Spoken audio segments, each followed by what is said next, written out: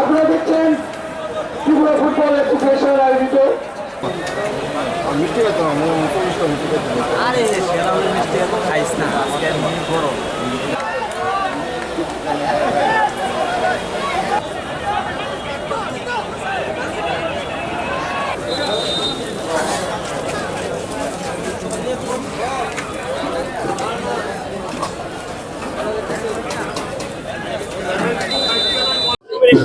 আমি খেলাধুলার মানুষ, আপনারা নিশ্চয়ই বুঝতে পারছেন কত আনন্দ হচ্ছে এখানে আজকে। আপনারা সবাই জানেন যে কিংবদন্তি প্লেয়ার এবং মোহামেডান স্পোর্ট, মোহনবাগান এবং ইস্ট বেঙ্গলের দুটো ক্লাবেরই উনি ক্যাপ্টেন ছিলেন এবং উনি এখানে এসছেন। এর আগেও ত্রিপুরাতে বহুবার এসছেন উনি এখানে এসে বলছিলেন যে এত সুন্দর বাতাবরণ আগে তো আমরা কখনো দেখিনি, ত্রিপুরার চেহারাই পাল্টে গেছে বলছে। আমরা বলছিলাম প্রায় 8টা থেকে 9টার মতো এরকম আমরা সিনথেটিক টার্ফ ফুটবল গ্রাউন্ড আমরা বানিয়েছি, আরও 2-3টে আরও হচ্ছে বিভিন্ন জায়গায়। তো এই বিষয়ে খেলাধুলার জন্য আমরা এই ত্রিপুরা সরকার কি করছি পুরো বিষয়টা ওনার সাথে আলোচনা করছিলাম। মাননীয় প্রধানমন্ত্রীজি বারবার চাইছেন যে আমাদের যদি ইউথ যে জেনারেশন তাদেরকে যদি আগামী প্রজন্মের যারা তাদের জন্য যদি আমরা সুযোগ সুবিধা না করতে পারি তাহলে যে ফাউন্ডেশন যেটা হয় সেই ফাউন্ডেশন কোনো অবস্থায় সেটা অসম্পূর্ণ থাকবে। এটা অবশ্যই আমাদের করতে হবে। খেলাধুলাতে এক তো মানসিক আবার ফিজিক্যাল তো আছেই, তার ডেভেলপমেন্ট হয় এবং তাতে করে আমরা বারবার বলছি যে নেশামুক্ত ত্রিপুরা, যে নেশার যে বিষয়, নেশামুক্ত ভারত, তার থেকেও কিন্তু আমাদের আগামী দিনের যারা প্রজন্ম ছেলেমেয়েরা কিন্তু তার থেকে দূরে আসবে। এবং খেলাধুলার মধ্যে একটা অন্যরকম একটা আধ্যাত্মিক, আমি বলবো যে একটা স্পিরিচুয়াল ভাবও কিন্তু আসে। যদিও খুব অল্প সময়ের জন্য, বিশেষ করে ফুটবল খুব অল্প সময়ের খেলা, কিন্তু এর মধ্যে কিন্তু একটা চ্যালেঞ্জিংয়ের যে বিষয় সেটা কিন্তু গড়ে ওঠে খেলাধুলার মাধ্যমে ছোটোবেলার থেকে। তো আমি ফুটবল আমরা সবাই জানি, বিশেষ করে ত্রিপুরাতে তো বাঙালি জনজাতি সবাই মিলে, আমরা জাতি জনজাতি সবাই মিলে আমরা খেলছি এবং আমরা দেখছি এর মধ্যে যে খেলার পরে তখন তো একটা মানে এমন একটা অবস্থা হয় যে অপোনেন্ট এবং দুজনেই একজন আরেকজনের অপোনেন্ট, কিন্তু খেলার পরে কিন্তু একজন আরেকজনের সাথে হাত মিলায়। তো এই যে বিষয়, একটা স্পোর্টিং যে বিষয় সেটা চলে আসে। তো আমি আশা করি যে ত্রিপুরাতে এই খেলাধুলার যে বিষয় আপনারা সবাই জানেন, এখানে আমাদের জিমন্যাস্টিকই হোক, আমাদের সুইমিংয়েই হোক, অ্যাথলেটিক্সই হোক, ব্যাডমিন্টনেই হোক, বিভিন্ন খেলায় কিন্তু আমরা খুব ভালো রেজাল্ট করছি। বিশেষ করে ফুটবলে আমাদের স্কুল জগতে যারা আছে মেয়েরাও ভালো রেজাল্ট করছে, অল ইন্ডিয়া বেসে ছেলেরাও ভালো রেজাল্ট করেছে।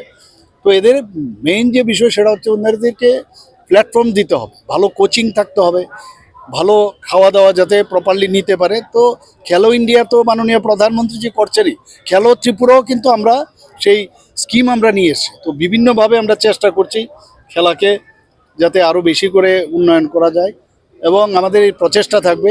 আজকে এখানে যে ত্রিপুরা ফুটবল অ্যাসোসিয়েশনের তরফ থেকে যে রাখাল স্মৃতির যে নকআউট ফুটবল টুর্নামেন্ট আজকে ফাইনাল ছিল এবং দুটো যারা আজকে ফাইনালে যারা খেলছে তারা খেলেছিল মানে ফরওয়ার্ড ক্লাব এবং ব্লাডমাউথ, দুটোই কিন্তু আমার কেন্দ্রে। তো চ্যাম্পিয়ন হয়েছে ফরওয়ার্ড ক্লাব, কিন্তু ব্লাডমাউথও ভালো খেলেছে।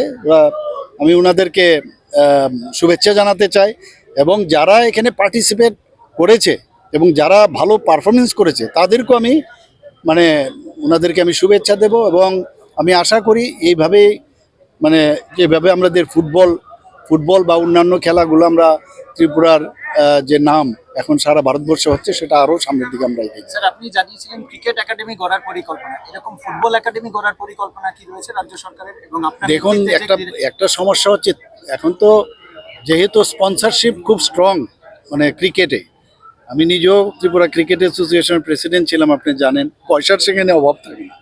ফুটবলে এখনও এই ধরনের খেলা আমরা ফ্লাড লাইট লাগিয়েছি, তো মানুষ কিন্তু এখন আসছে আস্তে আস্তে করে যখন স্পন্সরশিপটা বাড়বে। কারণ এখানে যে ত্রিপুরা ফুটবল অ্যাসোসিয়েশন তাদের কিন্তু একটু আর্থিকভাবে কিন্তু অনেকটা দুর্বল। আর ফেডারেশনের থেকেও সেইভাবে কিন্তু, কারণ মোরাললেস সব জায়গায় ওই ধরনেরই অবস্থা। তো যে কোনো খেলাধুলার উন্নয়নের লক্ষ্যে কিন্তু একটা ফান্ডের বিশেষ প্রয়োজন।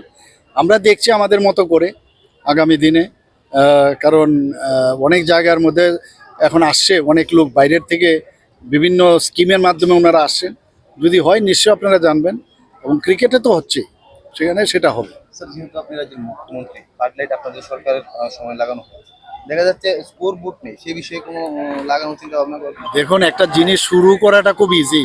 শুরু করলে কোথায় কি খামতি আছে সেগুলো নিশ্চয়ই এগুলো আমরা করবো আগামী দিনে। আরেকটা বিষয় আপনার যে স্যার, আরেকটা এখানে বিষয় আমাদের সেক্রেটারি মহোদয় আছেন, ওনাকে বলবো, এবং যা সাহায্য করা যায় আমাদের তরফ থেকে নিশ্চয়ই আমরা দেব। আরেকটা বিষয়, আপনার নেতৃত্বে রাজ্য সরকার ক্রীড়া ক্ষেত্রে আমি একটু আগে দাদার সাথে কথা বলছিলাম, আমাদের যে গৌতম সরকার মহোদয়ের সাথে, যে একটা সময় ছিল এখানে east Bengal, Mohun Bagan, Mohammedan sporting, BNR, Aryans, এইসব ক্লাবগুলো কিন্তু এখানে আসতো, এবং যাদেরকে আমরা দেখতাম যে এত ভালো খেলতো, ওরা কিন্তু আর দেখতে পাচ্ছি না, হারিয়ে যাচ্ছে। এই বিষয়ে আমি কথা বলছিলাম ওনার সাথে, এর কারণটা কি আমি জিজ্ঞেস করছিলাম।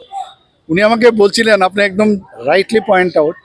তো আমরা তো চেষ্টা করছি যাতে যেভাবে হোক, কারণ এখন কিন্তু সে আগের মতো খালি ফিল্ডে খেললে হবে না, শ্যাডো প্র্যাকটিস থেকে আরম্ভ করে বিভিন্ন যে টেকনোলজি সেটাকে সামনে রেখে, এবং মানে এটা যেমন সিজনাল গেম না, এখন কিন্তু যেমন 24/7 যেমন আছে সপ্তাহে, আবার সারা বছরের রাউন্ড দ্য ইয়ার কিন্তু খেলার এখন, তাছাড়া ওই স্ট্যান্ডার্ড আসবে না।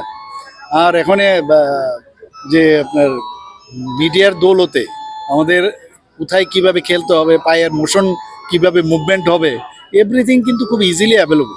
এর জন্যই বললাম, টেকনোলজি ব্যবহার করে আমাদের সোশ্যাল মিডিয়ার মাধ্যমে, আমাদের ইউটিউবে এভরিথিং সব কিছু কিন্তু এখন এমনিতেই ট্রেনিং নেওয়া যায়। ট্রেনিং তো হবেই, যারা এনআইএস কোচ আছে বা যারা অভিজ্ঞ ফুটবলার আছেন তারা তো দেবেনই, তারপরেও এক্সট্রা কিন্তু আছে। ইচ্ছে করলে আপনি ওই টেকনোলজি ব্যবহার করে আপনি আরও বেশি নিজেকে ডেভেলপ করতে পারবেন। Thank you sir.